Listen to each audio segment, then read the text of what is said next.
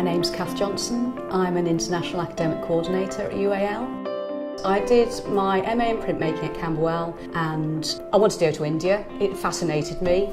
Through the area of printmaking, I came across the work of Ravi Varma. Lots of his paintings were reproduced and sold very cheaply on the street. And I found 2 prints that had been embellished with beads and fabrics, and I thought that was very interesting.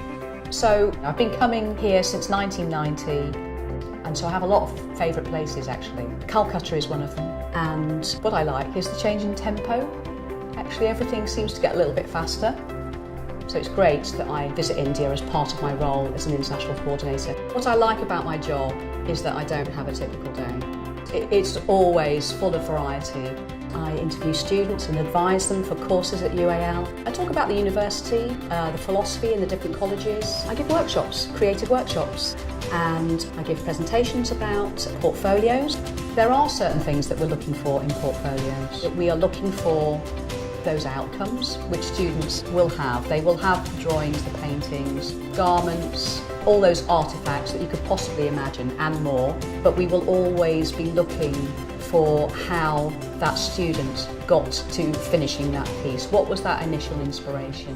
What was their research? Did they do some drawings? Did they do some photographs? We talk about how important it is to experiment with different materials before resolving a piece of work. I think what stands out in portfolios that I see in India as well, they're using woodblock printing, batik, dyeing, and they're showing a very clear interest in those traditional ways of working and seeing how they can develop them in a different way. And also they've had quite considerable professional experience, and now they want to sort of readjust and perhaps look at their creative practice, but with this commercial experience that they've had.